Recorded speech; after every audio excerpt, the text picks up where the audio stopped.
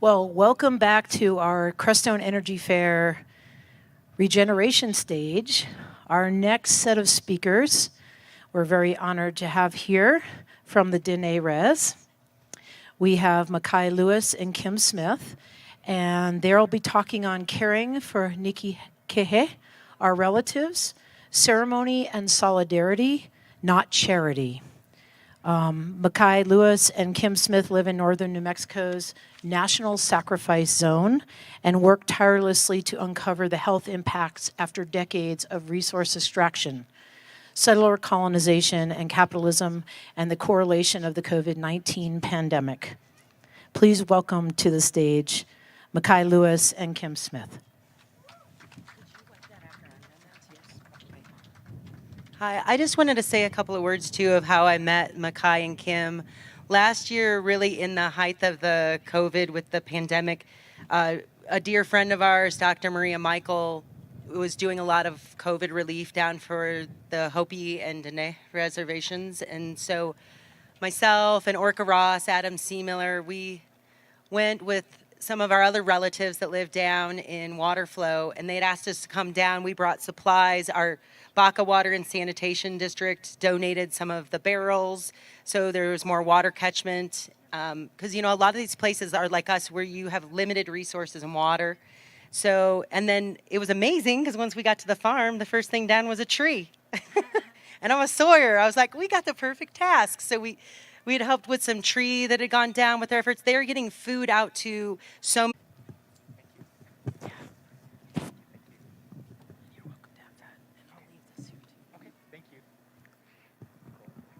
Good afternoon, everybody. Yate Shay Kim Smith Dashajane. Todachitni Nishli Dotsit Najini Bashichin Ashi Dashache Do Pia Ani Dashanele. Akut Audine Stunanishla. Good afternoon, relatives. My name is Kim Smith. I am a Dene woman from this territory. We are on ancestral Dene territory. This is a sacred place to our people. And the mountain to the left of us here is one of our sacred mountains.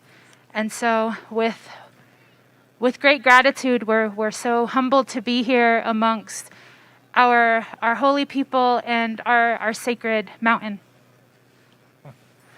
Good afternoon, Yate. Thank you, Lisa, and the other organizers of Crestone Energy Fair for bringing us out here and welcoming us into this beautiful healing space that y'all continue to hold every year and every season. And it's inspiring to actually come out this year when I've heard about Lisa talking about this energy fair and the intention behind it last year when we first met. It was just really inspiring. But then fast forward to this year, we're here and we're able to share what we know and what we just share what we know and hope that it inspires us, and I hope that inspires you all, and I hope that it inspires us to collaborate and network and build solidarity. So as Kim mentioned, we're from Dene, and this is ancestrally, this is our territory, and it feels good to be home. This is ancestrally, this is our territory, and it feels good to be home. It feels good to be home. I say that with a lot of intention. For us, this whole area is called Cisnajin. And Cisnajin is like the belt, the Rockies, the belt of the Rockies, the start of our homelands towards out that way. And we have names and places of these areas around here, and with history, unfortunately with history, a lot of our people were removed from this area, but, we still continue to come out here and make our offerings and our pilgrimages to these mountains and these waterways out here. And, continue to try to do that with what we can and what we have. My name is Makai, and my clans are Nahabani Shlon, Anibashichin, Sinajini Dashchero, Tachini, Dashanella, with I the Nanshlino, I Yat Eto, and Hidini Dole. So I greet you all, with a warm heart and kinship too. So Yes, and I also just want to acknowledge Lisa. As Lisa had mentioned, they came out and supported us when the pandemic first hit, and essentially we are a mutual aid group. We run our work based off of the exchange of resources. Resources in terms of knowledge. Everything that we share this world with, we consider them our relatives too. So out of that respect, that's how we, in ceremony with our medicine people, that's where the name came from, was Nihi. So our mutual aid group is called, we call ourselves Nihi for our relatives. That's what it translates out into. And for, as I mentioned, we're an indigenous mutual aid group. And we always say that for us, indigenous mutual aid is not just about, there's so many mutual aid groups throughout this country right now that have popped off, that have started within the past year with, the pandemic and whatnot. But for us, what indigenous mutual aid means is, a radical redistribution of resources, whether they be food, seeds, water barrels, medicines and herbs, but also a radical redistribution of power, a radical redistribution of knowledge and skills and share that our communities don't have the privileges of having, that other folks don't have access to. So, with that, we want to be able to redistribute everything that we have and what we know back to the people, for the good of this world and for the good of the generations yet to come. I also just want to back up really quick and talk more about, before we called ourselves Nihi Eba, we were essentially on a pilgrimage, going to each of our sacred mountains we walked 1,200 miles in 2015. And so in this journey, we really wanted to connect the dots and identify what are the plagues in our community. When we're talking about resource extraction, what type of resource extraction? And our community is rich in these natural resources, which is why we are called the National Sacrifice Zone. We have uranium, we have oil, we have gas, we have coal. They have recently found helium deposits in our community. And with COVID, there has been a huge shortage of helium around the world. And so when we're talking about this transition from fossil fuels to renewable energy, this is the lens that we're looking at it from our community. And so we as young people really wanted to take our offerings back to these sacred places and acknowledge them and reconnect with them. And, the assimilation process that our communities go through, indigenous communities from this region, whether it's Pueblo relatives, Ute relatives, Dene relatives, we were forcefully removed from so many places. And so in thinking about that, we really wanted to carry what our thought processes was as young people in 2015. And so we walked 1,200 miles, and it brought us to this mountain. It brought us to this place. And if you're from the community, you may have seen us. You may have heard that we were walking through this community. Some of our comrades actually built an ancestral home here, and continue to build that place of worship for young people. And so this is the resurgence that we're really talking about. And I also wanted to acknowledge that we are citizen scientists. We go into our community and we learn about our community and then redistribute that wealth, that knowledge in different forms. Recently, in the past 3 years, we have been working on a health impact assessment. And so we have been battling it out with the state of New Mexico. And I'll hand it over to Makai so he could talk about that. So it was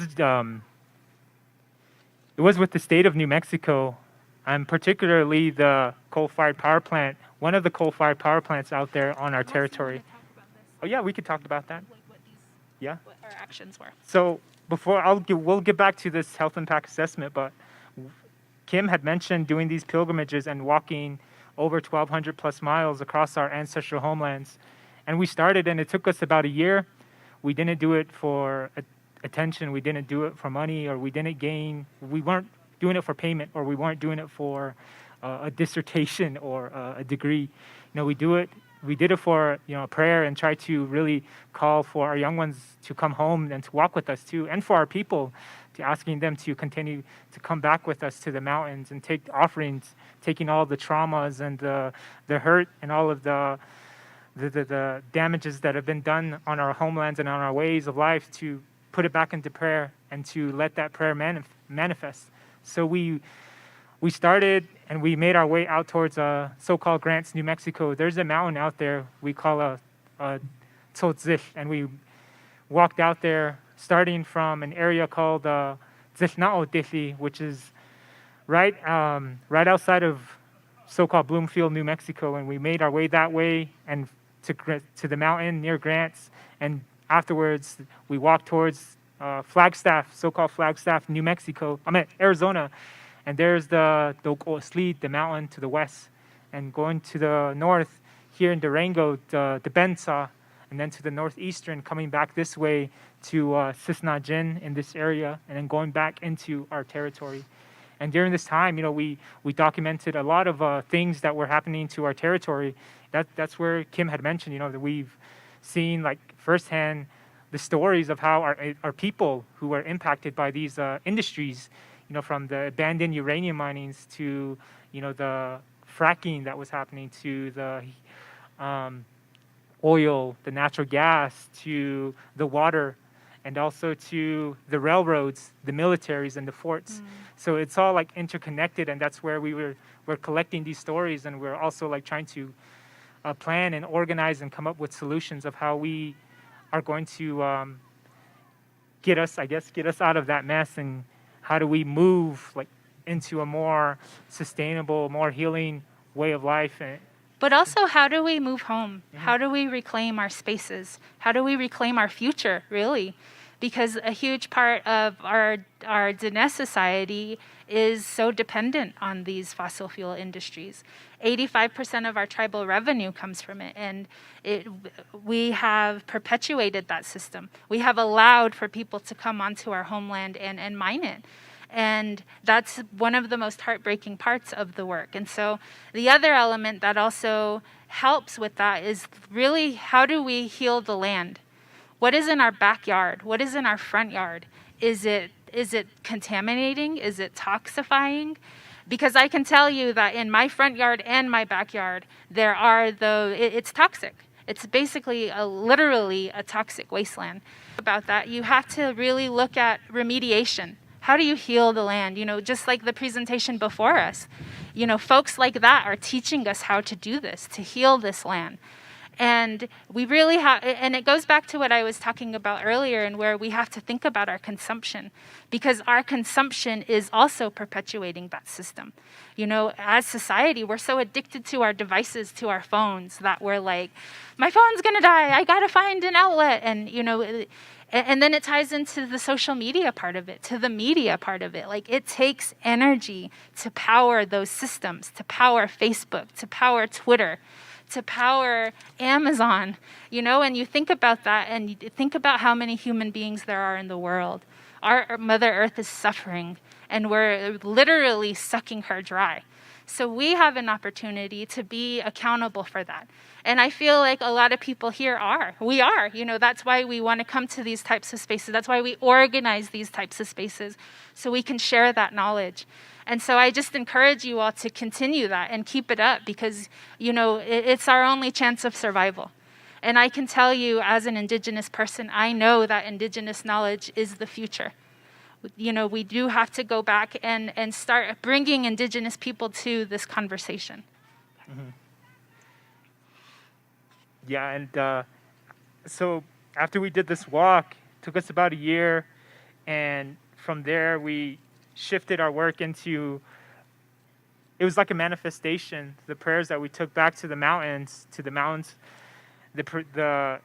it led us into what people call food sovereignty and food is medicine work back on our territory. So we went back and into our communities and going back into ceremony, and we started relearning a lot of our ancestral foods, our ancestral food systems, and learning about it from a cultural, spiritual perspective, but also from another perspective of the colonization of our diets, the colonizations of our food systems, and asking ourselves, like, how is our territory so-called deemed as a food desert, and really like looking at that, and also like remembering that these food deserts, our territory wasn't always a food desert before colonization. We had various types of medicines and nutritional like plants, and harvested a lot of foods here within our territory, hunted as well as planted too, and traded a lot of goods with our neighboring tribal nations and our neighboring relatives that we that we live within this region with. So we learned a lot about that, and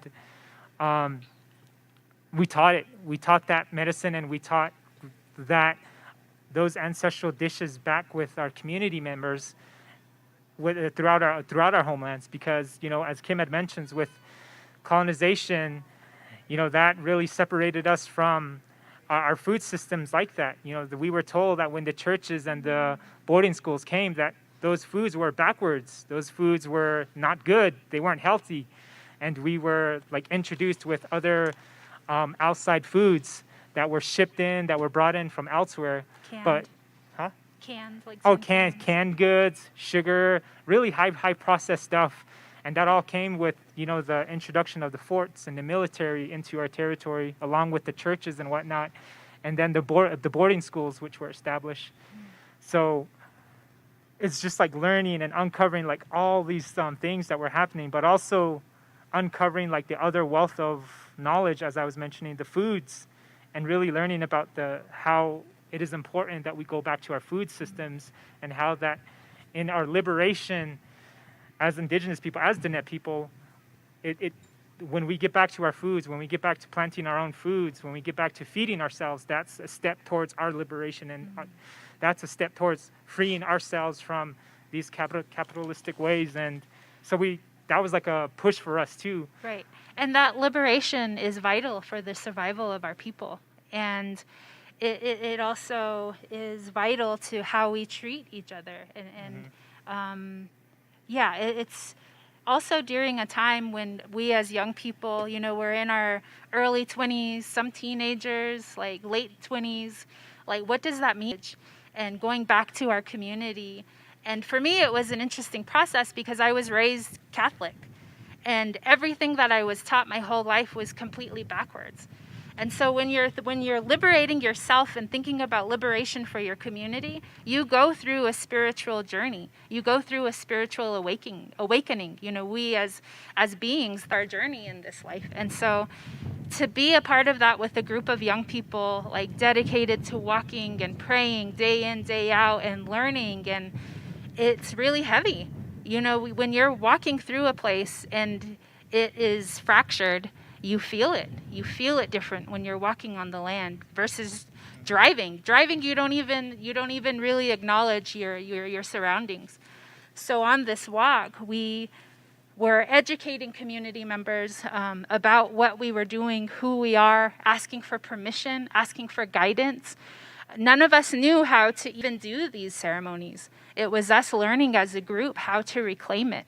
And so when we're talking about liberation, that's what we're talking about. We need that support and that allyship to respect our beliefs. And the colonized version of that is religion. That's something that term is thrown around a lot, and we want to just be who we are and believe what we believe. And a part of that has really been stripped from us as young people, through the boarding school system, the church system. And so during this time, as we're walking, we're all going through this interesting identity crisis and understanding and learning. And as Makai mentioned, it became this manifestation of prayers. And so we still carry that work to where we are now. The other component of the work prior to COVID is we traveled to a lot of Indigenous resistance camps around the world, literally, and really in hopes of reconnecting kinship with other folks around the world who are struggling the same way that we are, that are impacted the same way that we are. And it has led us to Chiapas to work with the Zapatista community, the Zapatismo community, up to Unistoten, where they're fighting the LNG pipeline, up to Standing Rock, the Buffalo Field campaign, and really just lending a hand and using that element of food that Makai had mentioned and giving that medicine to these resistance camps and cooking in the kitchen. So, giving them that nourishment and that one less thing that they don't have to worry about as they plan to essentially kick these industries off of their community. And so this is also a part of the knowledge that we are really trying to reclaim and share back with our community, because this type of history has been so void in our communities, in our society, American society. Like, there's literally lawsuits about what type of history is going to be taught in schools.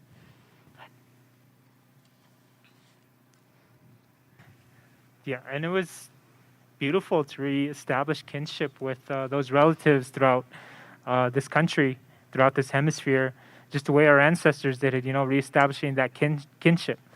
And Tie that in.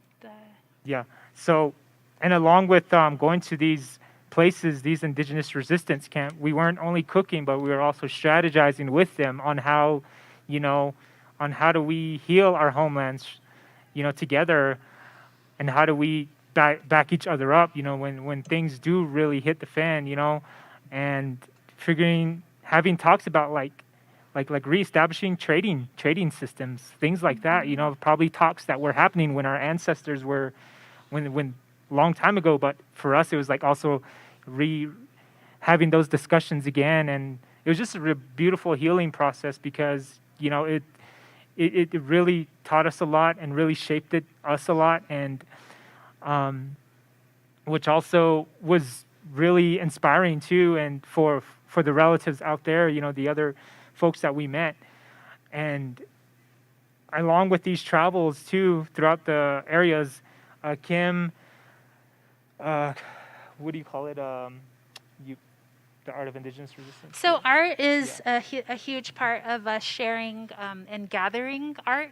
So when we travel to these places, we also explore, the art in the community, and also share a lot of art. I feel like when we go places, we try and leave a mural or a banner or some type of sign of solidarity.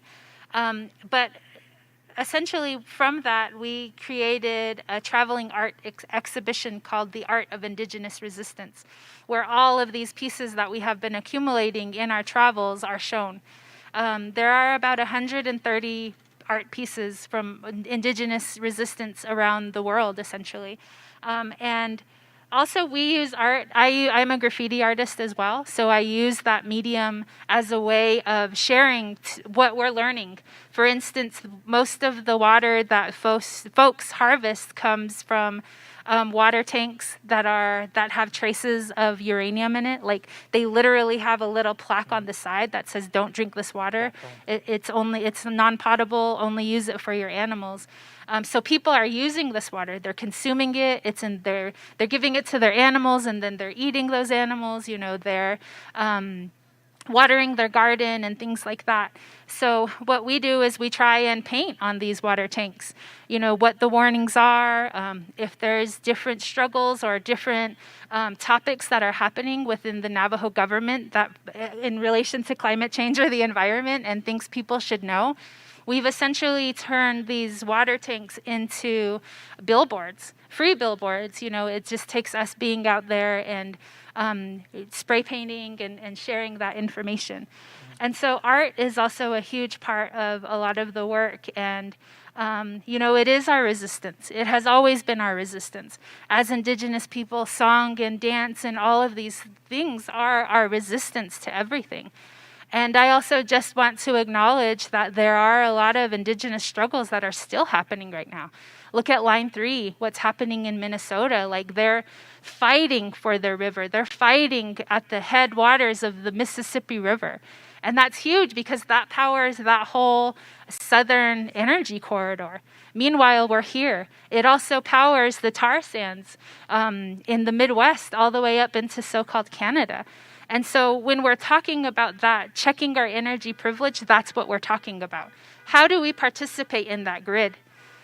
Are we actively trying to do that? Are we displacing another community? When you turn on that faucet, where does that water come from? When you turn on that light switch, where does that energy come from? And so this art show is a really great, it all ties into energy. Like it's so interesting to look at it that way. Yeah, and it gets that discussion going. And I feel like that's where a lot of healing could take place. A lot of healing and building solidarity has taken place for us, and in these places too, where Kim curated this art exhibit called The Art of Indigenous Resistance. We showed them in places that were, that have a high, I guess, where Metropolitan area. in huge metropolitan areas. So we're talking big cities, where energy is being consumed like 24/7 without even questioning like where it's coming from.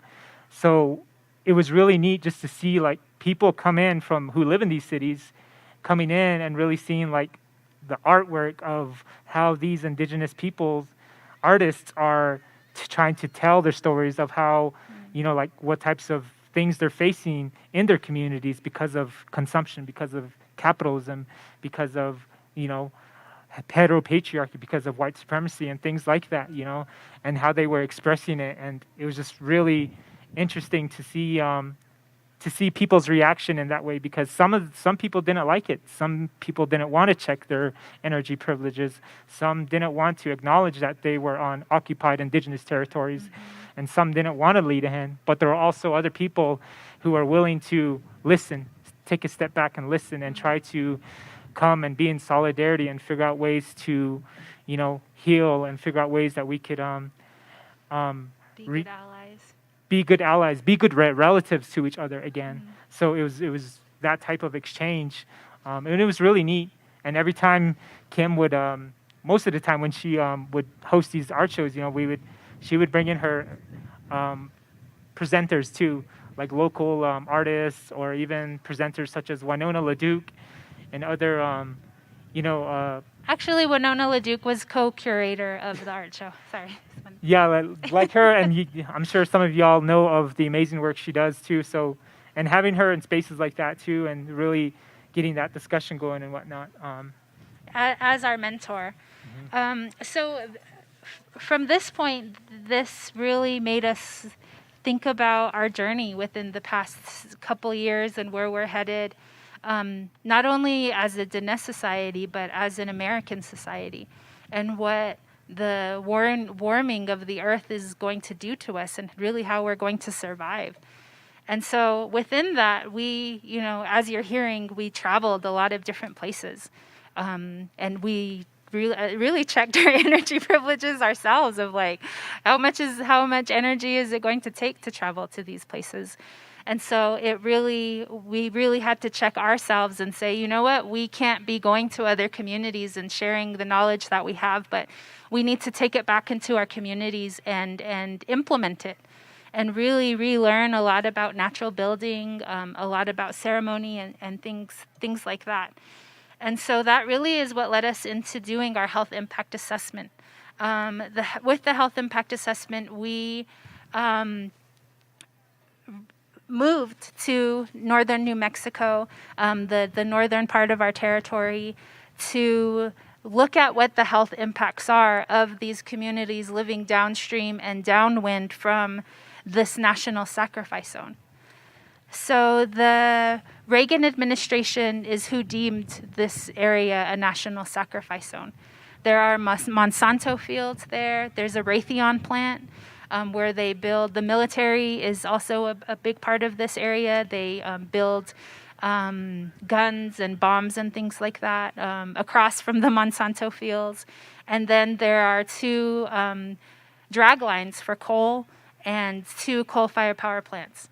And recently, within this time, there was also the Gold King mine spill that completely contaminated the Animas into the San Juan. And we live along that river currently. And so we really wanted to look at What is in our soil? What is in our air? What is in our water from living downstream and downwind from these places? And so how is it affecting our body? What does the health of our land and our bodies look like?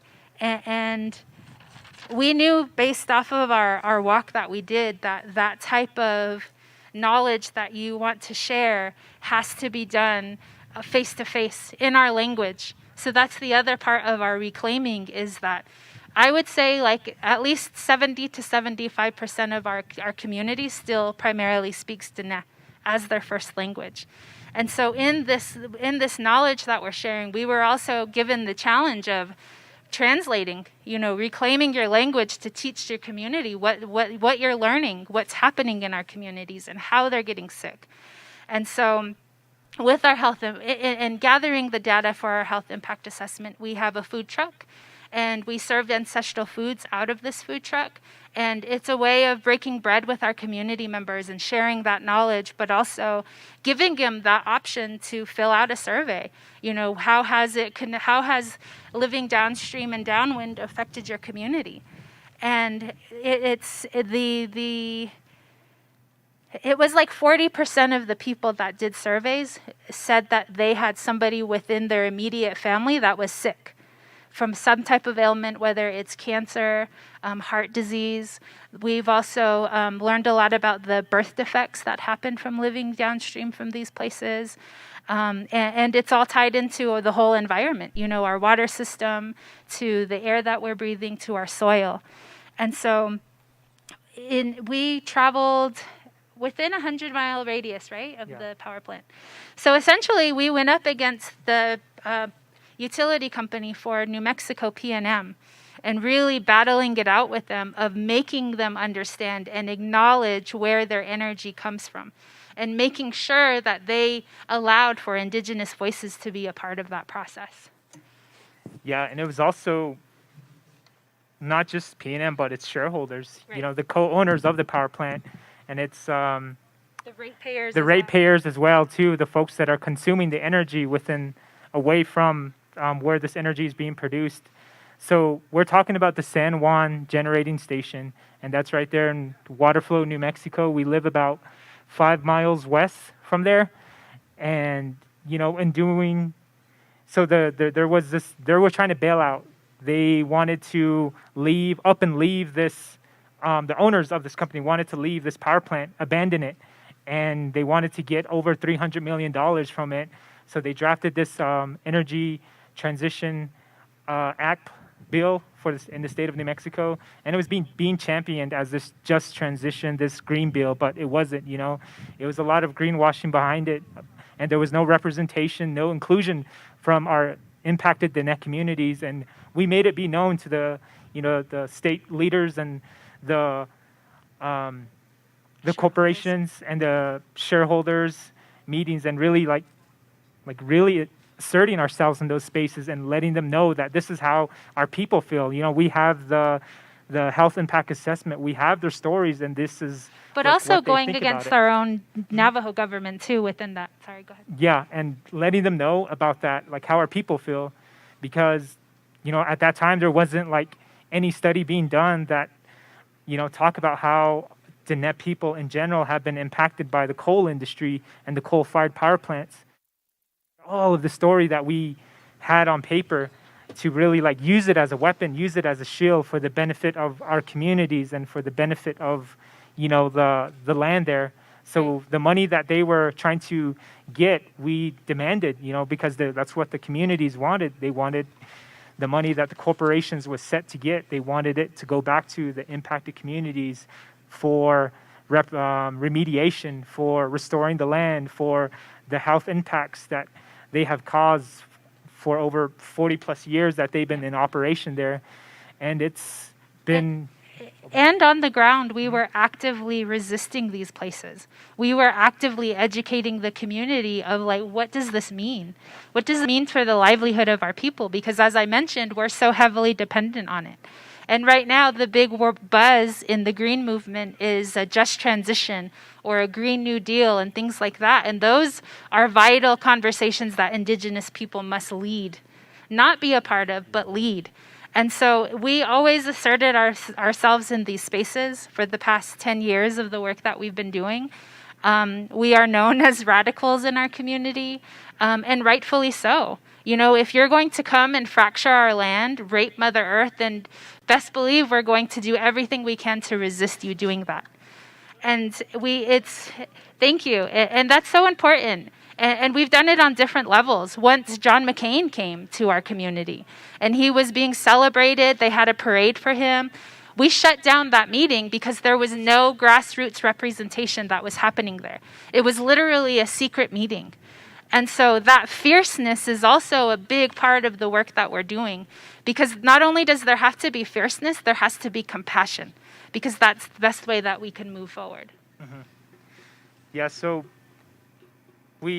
as I was mentioning, we battled it out with the industry and also really trying to, at the same time, the coal-fired power plant, we tried to let our communities know about what was happening on a state level and how they were being sold out again, and how we were being sold out again, and how our homeland was being put up for sale in a way again, because during this time they wanted to transition the coal-fired power plant, because that's going to be closing down, transition it into a natural gas plant.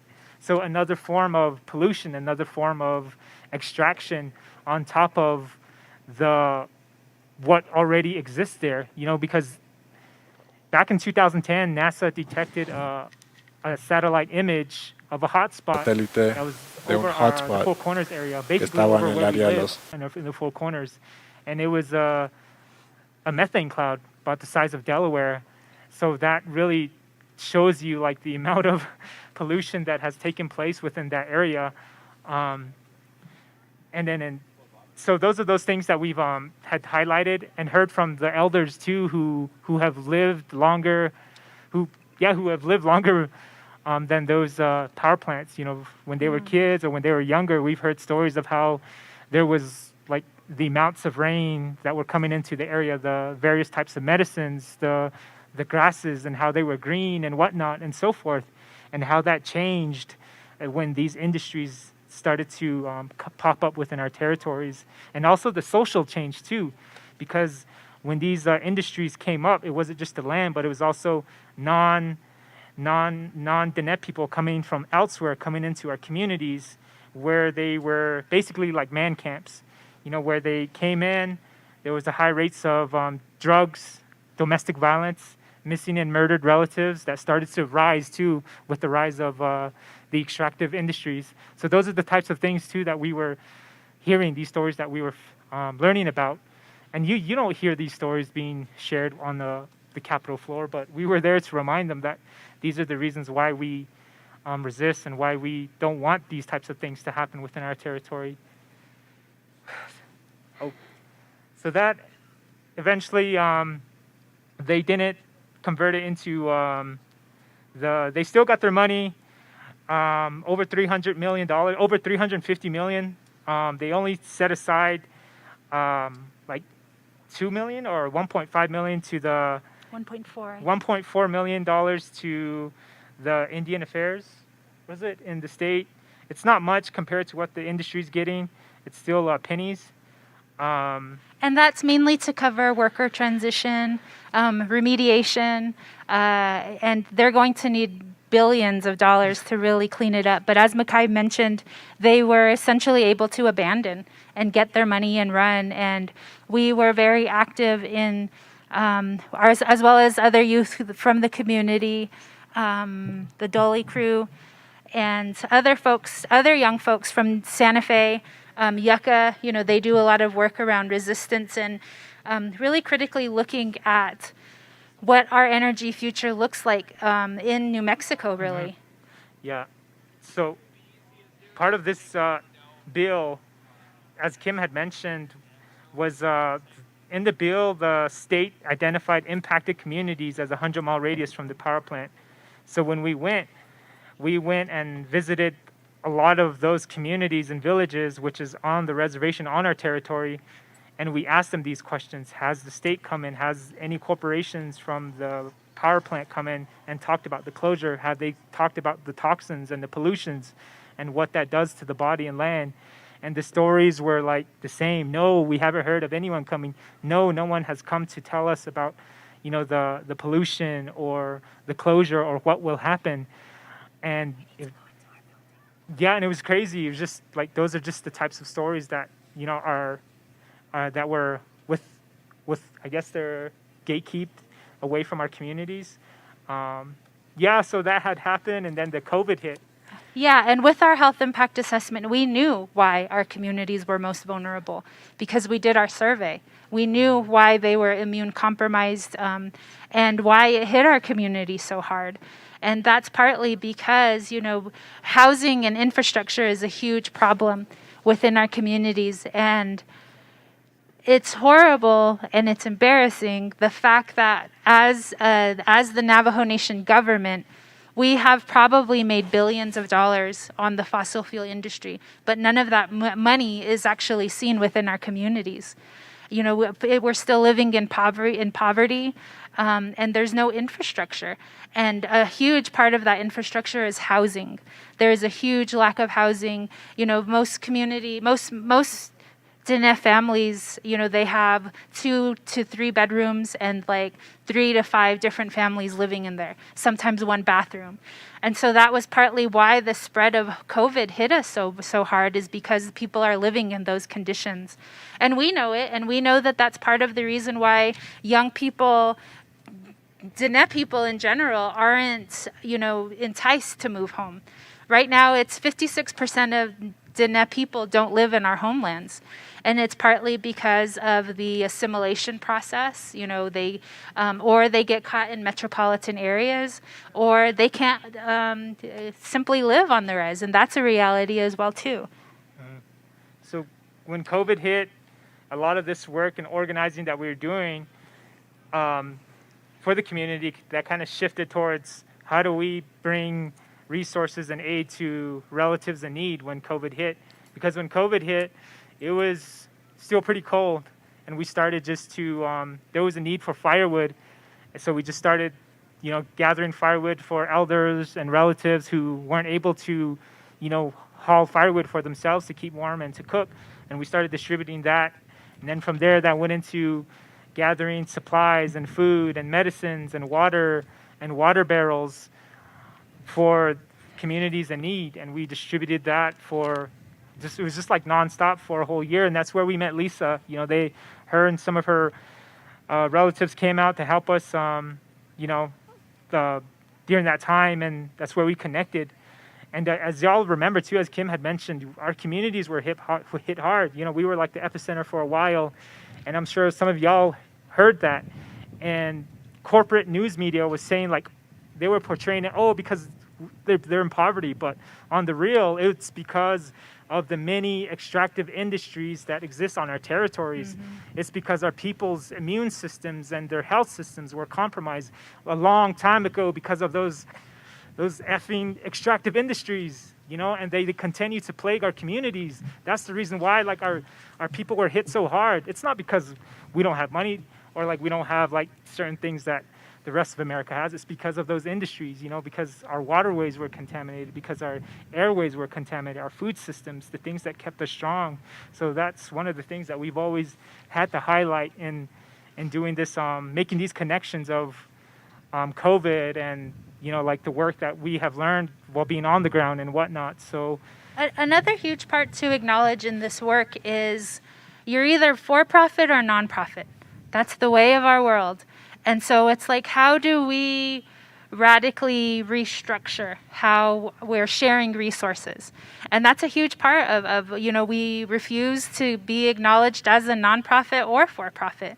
We make T-shirts to keep the work going. A lot of people donate to our mutual aid. There are people that donate every week or every month. Rather, not every week. But yeah, that's really essentially what keeps us going. And we really just want to redistribute those resources because we know what it's like in our communities. All of the things that we're telling you, like that we're poverty stricken, we're living in this toxic wasteland, like that type of love and compassion is so necessary for us to continue. And so another huge part that I really want to wrap up with, because we're running out of time, is that we do a lot of work also in cleaning up our watersheds. You know, that's the number one thing moving forward, and anywhere that we plan to move is, what does your watershed look like? And with all of the history that we have given you, there is this learned behavior that we have been taught of how to consume, how to dump, how to abuse, you know, all of this patriarchy that how it has taught us, this cowboy culture. Cowboy culture is another huge thing in our communities. We have, you know, horses and rodeo and all of those things are a big part of Diné society. Farming and ranching, all of those types of things. And so you have to think about the influence of what these societies have taught us. And so within that, we our watersheds are completely devastated. You know, they're landfills. And where I live in particular is I live in a community called St. Michael's, Arizona. The name says it all. So it was colonized by the Catholic Church. They were first to set up, and then they brought a school. The Sisters of the Blessed Sacrament, they came in and brought the boarding school, and the two really teamed up with the feds to assimilate this territory. And where I live is kind of in the heart of it. And so it's off of the mountain range, and so it's one of our main watersheds for our community. But ancestrally, it is a wagon trail. And so along this wagon trail is waste. When the trading posts came in, all of their tin, and it's interesting to see how it has evolved.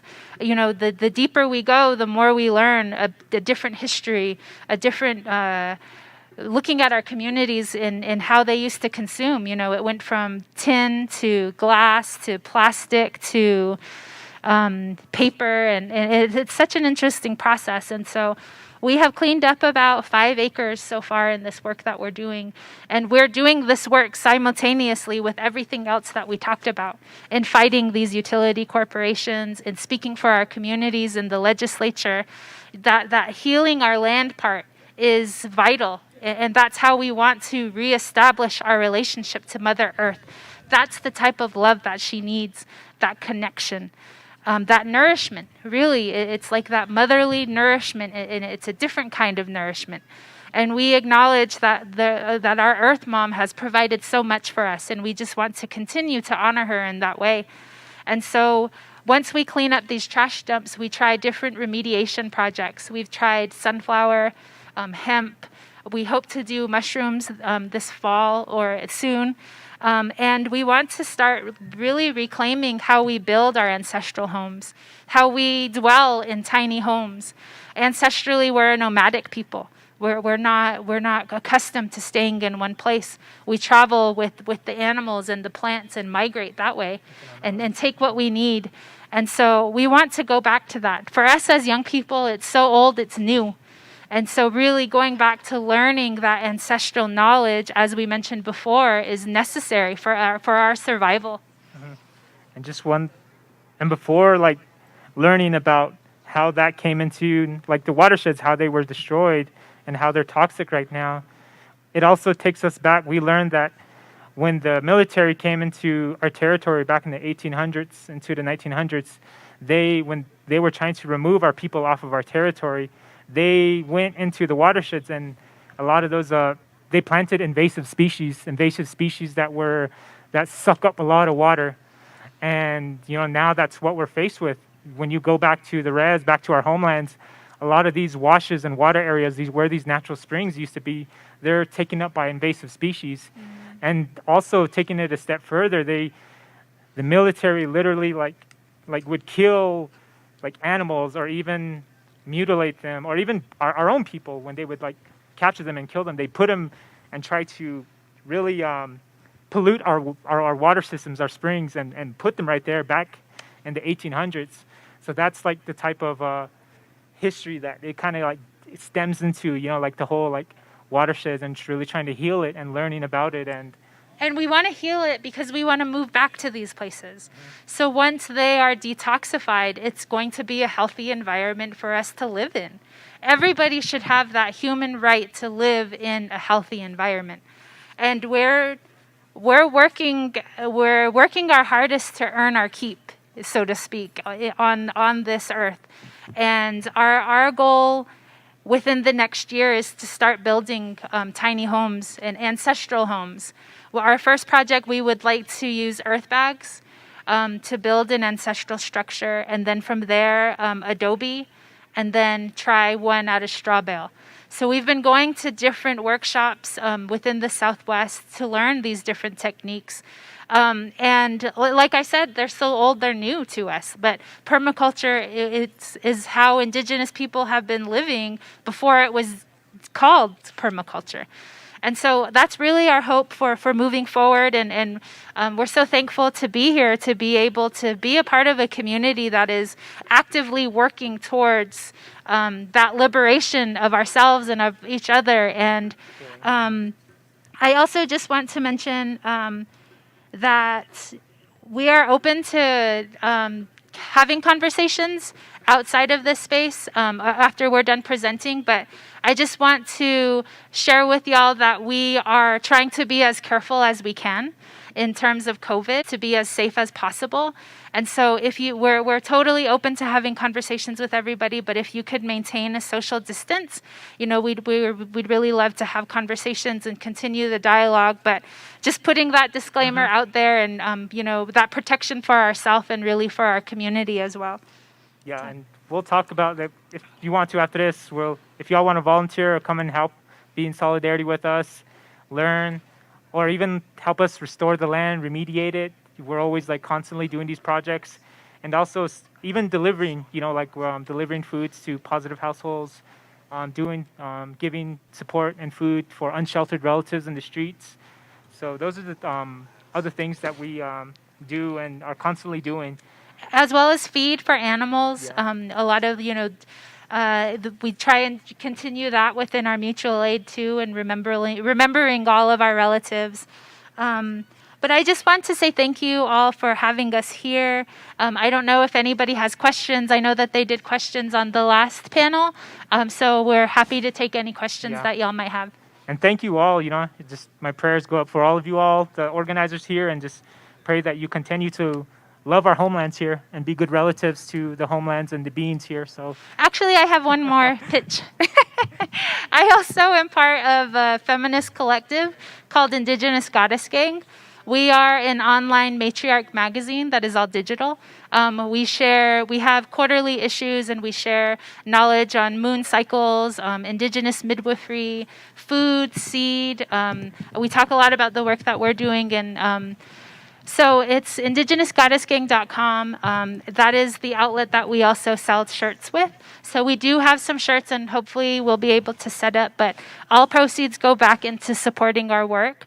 And check out indigenousgoddessgang.com. There's a lot of really great, powerful indigenous knowledge there. So yeah, thank you. Thank you. Did anyone have any burning questions? Because we can pass the mic if you guys are open to that. Did you want to? Yeah, sure. Does anybody have any questions? Come on, people. Yes? Okay.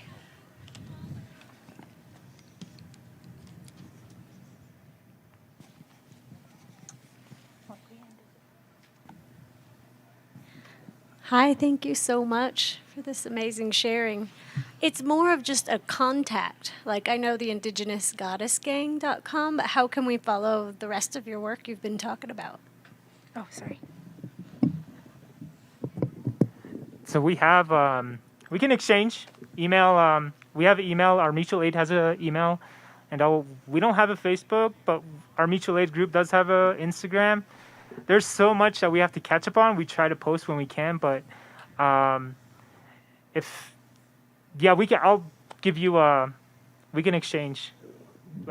It's also Nihi on all platforms. You can find it's on the program. That's how you spell it. It's the same for Venmo and PayPal. Except for social media outlets, it's in English. You can find us at for our relatives. That's what Nihi means, is for our relatives. So if you search either of those, mutual aid, it'll pop up. Thank you. Any other questions? No? We're all good? Amazing talk? Okay, thank you so much to Makai Lewis and Kim Smith. We really appreciate all the amazing work you're doing. It's really important. And we thank you for being here.